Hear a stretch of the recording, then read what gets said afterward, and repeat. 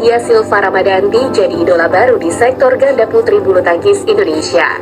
Fadia yang sebelumnya tidak banyak dibicarakan, tiba-tiba mendapat sorotan pada tahun 2022. Debut di SEA Games, Apri Fadia langsung merebut medali emas berkat permainan cepat yang mengejutkan para rival. Apri Fadia kemudian menggebrak kancah Super Series. Dalam periode Juni hingga Juli, mereka 3 kali mencapai final, yaitu di Indonesia Masters, Malaysia Open, dan Singapore Open. Di Indonesia Masters, Apri Fadia finish sebagai runner-up. Namun di Malaysia dan Singapore Open, mereka mampu naik ke podium tertinggi. Mantan pasangan Apriani Rahayu yang menjuarai Olimpiade Tokyo 2020 Grecia Poli pun bisa bernapas lega. Apri mendapat pasangan yang tepat. Lantas, bagaimanakah Fadia menghadapi ekspektasi dari badminton lovers? Dan seperti apa hubungan Fadia bersama Apri dan harapannya di sektor ganda putri? Semua dikupas di Up Close kali ini.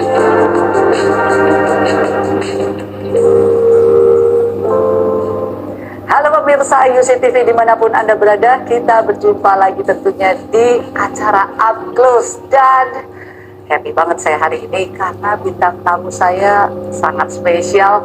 Bayangkan saja pasangkan dengan Apriani Rahayu, juara di SEA Games memulainya, kemudian ada juara-juara di belakangnya lagi, Malaysia Open, Singapore Open, dan tentu saja pemirsa sudah hadir bersama saya, Siti Fadia Silva Ramadhanti. Silvanya saya suka lupa. Apa kabar Fadia? Alhamdulillah baik sih. Iya, salam olahraga.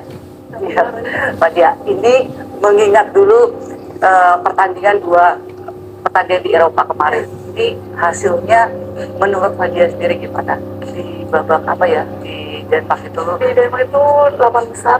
Di Prancis babak pertama. Gimana Fadia? Ya kecewa sih pastinya. Iya. Karena kan persiapannya juga udah cukup bagus. Cuman kan lawan-lawannya juga nggak mudah, nggak gampang. Sama-sama kita udah saling tahu.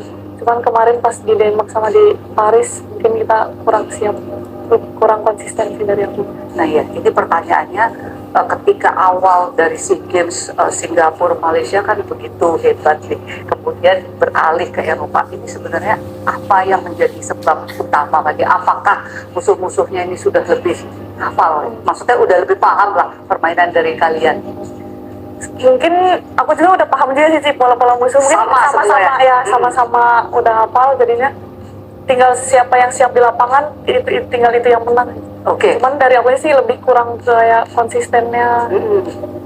Ya, jadi sebenarnya Fadia ketika dipasangin awal banget nih dengan Apri, ya SEA Games lah anggap itu ya, kemudian ke sekarang ini kayaknya perjalanan tidak semakin mudah gitu ya bagi kalian ya. Itu hal yang normal atau enggak? Kan banyak nih ya kalangan yang bilang, iya biasanya tuh awal-awal oke nih, tapi semakin kesini justru itulah cobaan yang sesungguhnya. Gimana tuh Fadia? Ya mungkin bener sih awal-awal kayak oke, cuman kan ya balik lagi ke diri sendiri juga. Mungkin kan lawan juga udah hafal, terus karena di top level tuh kan permainan nggak mudah ya Ci. Mungkin nggak yang bisa cepat mati, kita harus rally, harus sabar. Jadi lebih kayak ya mungkin ini lagi ada cobaannya. Dari kemarin kan udah enak, ini sekarang cobaannya mungkin biar bisa belajar juga sih buat kedepannya lebih baik lagi. Fadia, sebenarnya kalau bicara target, apa target di Eropa? Targetnya tuh final dulu sih, dua-duanya. Sebenarnya sih target yang masuk akal ya. Nah, tapi pada saat berhadapan dengan Jepang ya, Nami Chiharu, apa kesulitan terutama di sana?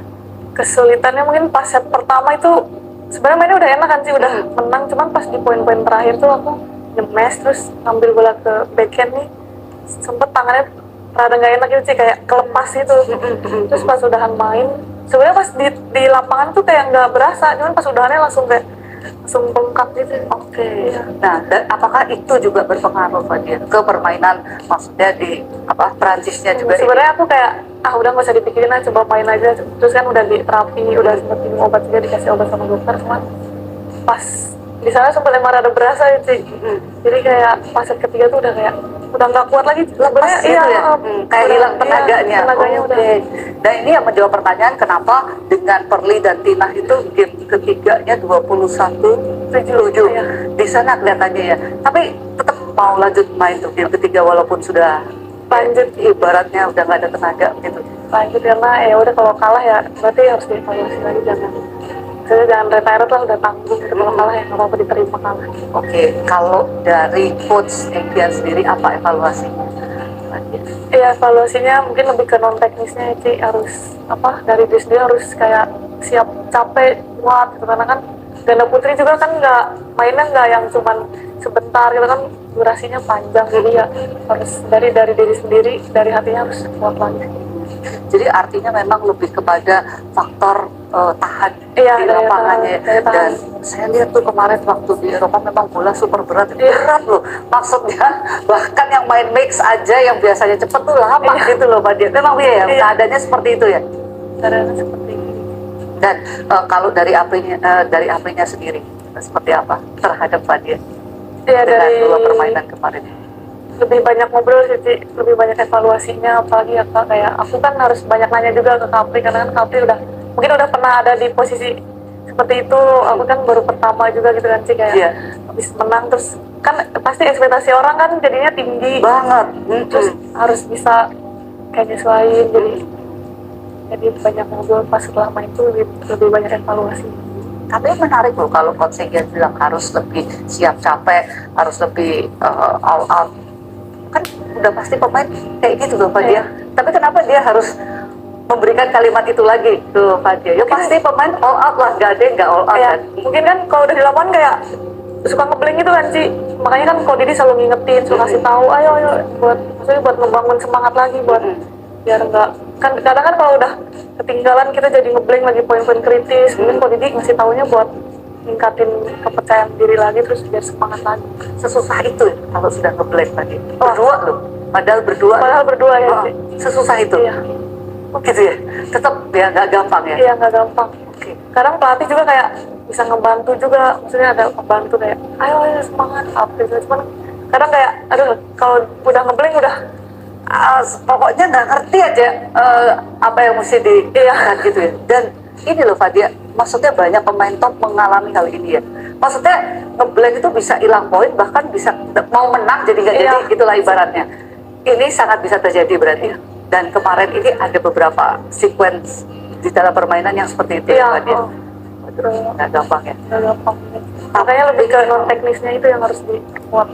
Benar-benar. Dan Fadia ini merasa nggak sih bahwa memang musuh beneran sudah bisa menebak lah atau mengantisipasi bola kalian dengan lebih baik, itu berasa nggak dalam permainan di Eropa itu?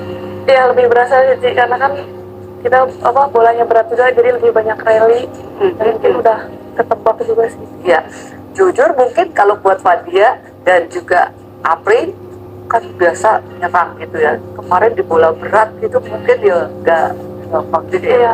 Sebenarnya bolanya lebih beratan yang di Jepang kemarin itu sih. Oh itu lebih parah? Itu lebih parah malah. Kalau yang di Eropa ini ya berat, cuman masih oke lah. Masih oke. Cuman berarti bukan faktor itu ya yang menjadi penyebab utama. Iya, bukan faktor karena bola berat. Tapi lebih kepada memang tadi ya faktor non teknis. Iya, faktor. Kayaknya ini berlaku untuk semua pemain ya. Rasanya rally point di sana-sana aja gitu ya. Tapi berkaca dari sini Fadia, kemudian setelah tangan gak enak ini apa nih nextnya harus gimana dan akan kemana? Nextnya tahun ini pertandingannya udah habis sih, karena kan poin ke World Tour juga udah ke salib kan sama yang 2 Malaysia yang di bawah. Persiapannya mungkin tahun depan buat Januari. Dan sekaligus kalau ini tangan gak enak bisa dipulihkan, bisa latihin dengan baik ya. Karena kan kalau cedera ya ganda putri tangan tangan udah lemes. Iya, lemes banget sih. Sampai sekarang tuh bengkaknya masih ada juga. Dan sekarang berarti nggak latihan dulu? Iya, latihan cuma kayak penguatan. Kalau diri juga pas pulang bilang sembuhin dulu aja tangannya, mungkin ada waktu panjang kan. Benar.